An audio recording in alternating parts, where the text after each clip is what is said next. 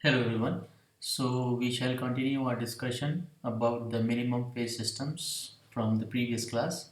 So today we shall see a couple of properties of minimum phase systems, and as we have discussed in the last class that we shall see that the physical significance of the minimum phase systems. Okay, so we have been using the term minimum phase to refer to systems that are causal and stable and that have a causal and stable inverse. Okay, but what is the physical meaning of the minimum phase system? And we shall define it, or we shall see it by having a look at several properties. So the first property is the minimum phase lag property.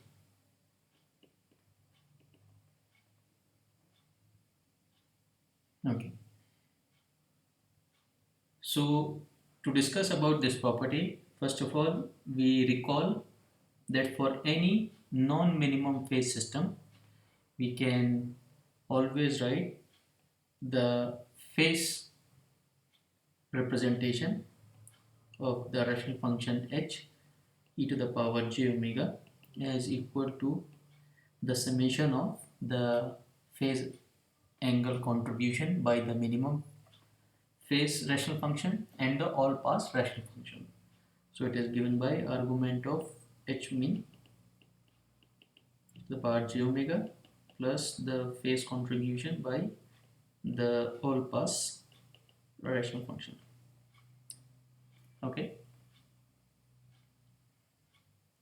so this one is the unwrapped phase, and we know from our last to last lecture that the unwrapped phase is negative for omega lying between 0 to pi. Okay, so this part is always negative and this part corresponds to the phase contribution by the minimum phase rational function. Okay, so now see, recall that how we have obtained this argument minimum and h all pass. So basically it was obtained from h e to the power j omega is equal to h min e to the power j omega and h all pass e to the power j omega. So this was the basic decomposition we had used earlier, and the idea behind this is that if this h rational function is a non-minimum phase system, corresponds to the non-minimum phase system, then we can decompose this as a multiplication of h min and h all pass, where all the poles and zeros of the rational functions are reflected in the h minimum rational function, and all the zeros which are outside the unit circle are placed inside the HAP. But the magnitude response of HAP is always equal to 1, and the phase contribution is negative. Right? So what do we see here? The reflection of zeros of H minimum from inside the unit circle to conjugate reciprocal locations outside always decreases the unwrapped phase, because this is always negative, right? So we say that there are 2 points to see. The first point says that the zeros which are reflected from inside the unit circle to conjugate complex locations outside always decreases the unwrapped phase,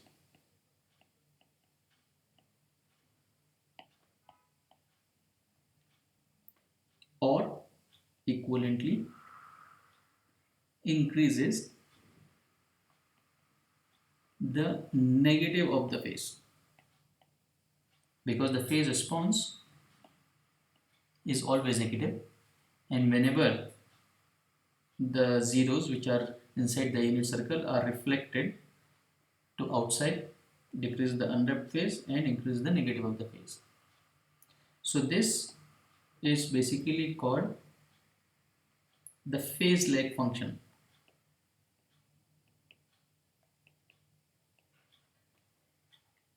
Okay. Now suppose the causal and stable system, the causal and stable system that has first h minimum e to the power j omega as its magnitude response. Okay, so the first point says that irrespective of the minimum phase system or a non-minimum phase system, here we were discussing about the non-minimum phase system, but we know that the magnitude response is always h minimum, because the magnitude response of HAP is equal to 1. So suppose the causal system, causal or stable system that has this as its magnitude response. Second, has all of its zeros,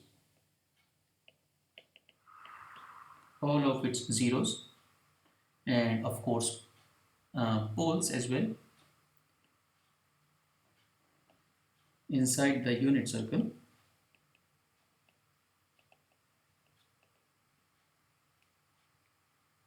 Would have the minimum lag function, right? Would have the minimum lag function, of course, for omega lying between 0 to pi, of all the systems having that the same magnitude response, right? So the underlying idea here is that we know that this argument or the phase contribution of this all pass system is always negative. Okay, and this all pass system contains the zeros which are outside the unit circle, and here we have reflected all the zeros which were in outside the unit circle as the conjugate reciprocal value. Now suppose if this part is no longer there, then it would have the minimum lag function. So generally it is defined as the minimum phase lag systems. So the terms should have been minimum phase lag function, but historically we do not use the word lag, so that's why we define this minimum phase functions. Okay, so this is the basic physical significance of the minimum phase systems, right? There are other properties associated with it which you can of course extend from this phase contribution. Another one through the group delay property. So the second one is the minimum group delay property.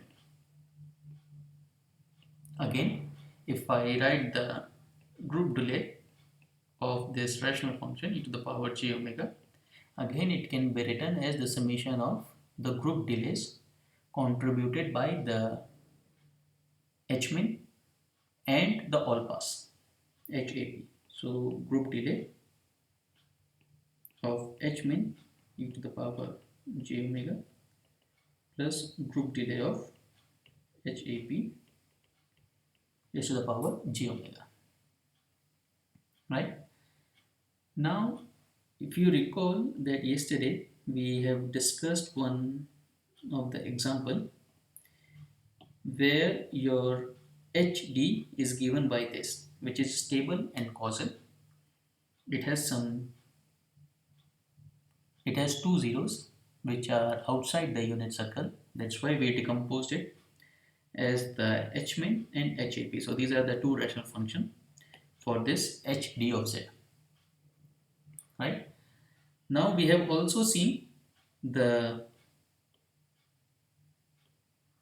their respective plots, which are the phase response plot, uh, magnitude response plot, the principal value phase response plot, and obviously the group delay response plot.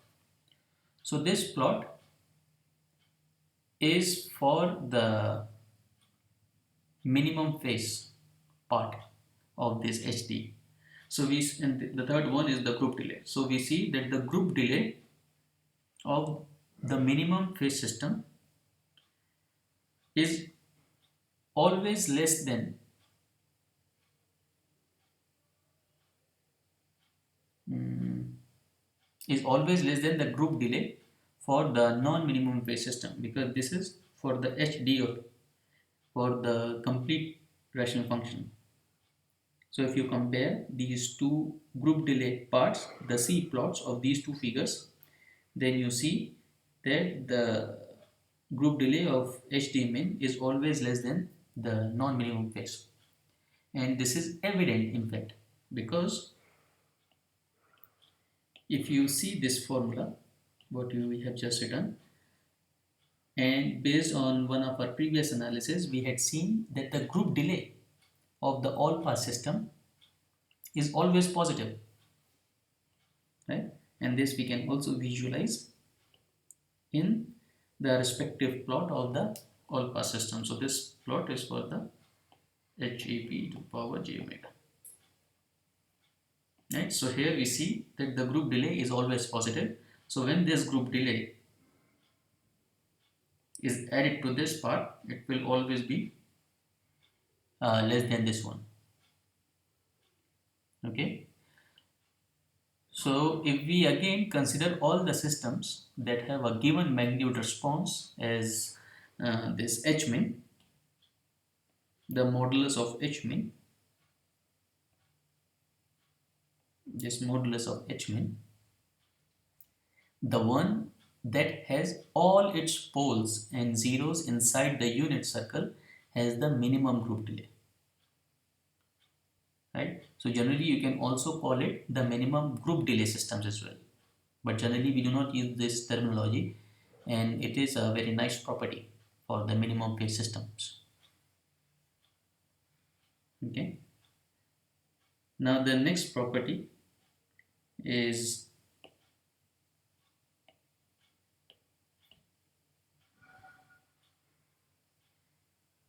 about the minimum energy delay property, which is exhibited by the minimum phase systems. Right? So we can see let's recall this example once again. So this was the example where we have this HD and it contains 4 zeros. It contains 4 zeros and 4 poles at the origin. Right? And we had also seen the pole zero response of this system, where we have these 4 zeros, where 2 zeros are outside the unit circle and 2 zeros are inside the unit circle, and all poles are located at the origin. Right? Now for this rational function, we can plot 4 pole zero plots which have the same magnitude response. Forget about the phase response for the moment, because of course if the location of the zeros are changed, then their phase response would change, but it might not be true for the magnitude response. So for this rational function, if we plot the pole zero plots for all the functions which has the same magnitude, then this is what we obtain.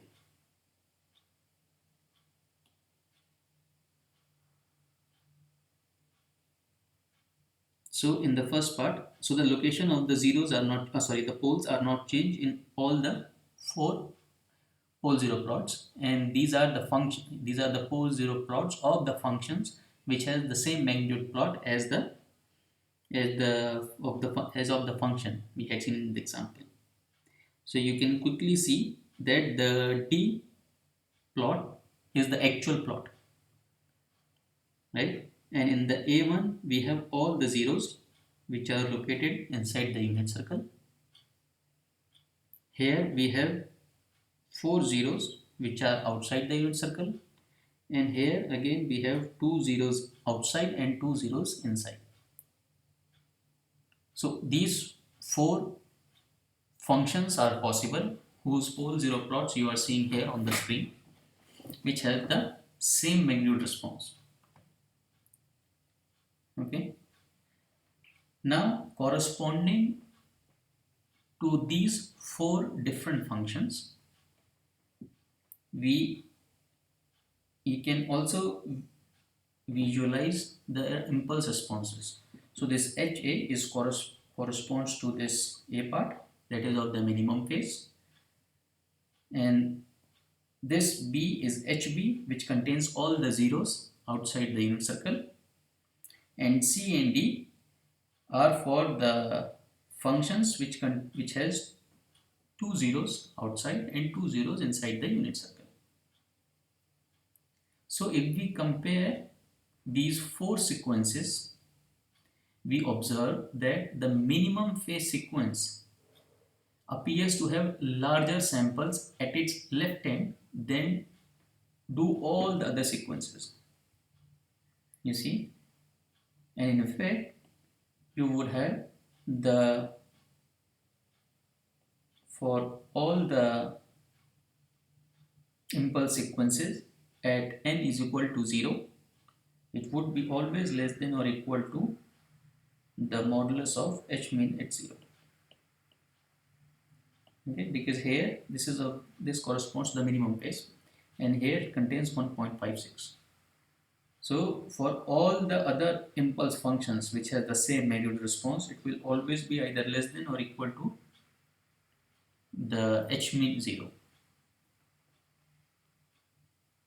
Right? And this is, we are writing for any causal or stable sequence Hn for which we have h e raised to the power g omega is equal to h min e raised to the power j omega. They all are having the same magnitude response, right? We can, if you are interested in seeing the proof of this nice property, we can take this in one of the tutorial classes as well. Now another interesting point is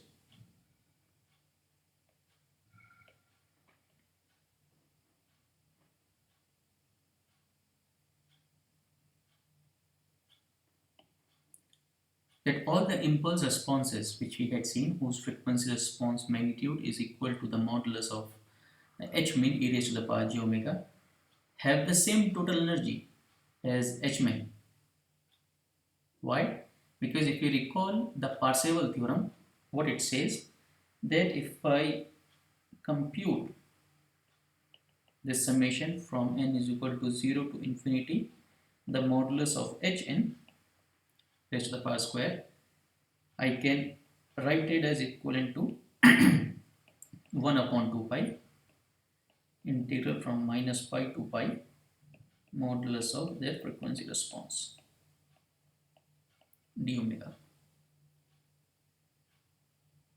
Okay, and now this part we know that it is equivalent to h min, so I can write it as equivalent to 1 upon 2 pi h min e raised to the power j omega.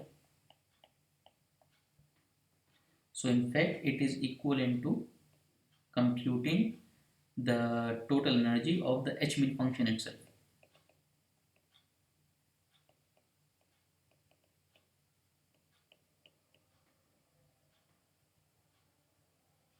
That's why it has the same total energy as what is in the H min of the minimum phase response. Right? But now if we define the partial energy of the impulse response as this, because here we are computing the energy from for the entire sequence from n0 to infinity. But if we define the partial energy, this is the partial energy E of n as summation from m is equal to 0 to n of the sequence hm to the square. Okay, then the nice property is that this uh, partial energy would always be less than or equal to what is the partial energy in the minimum phase response.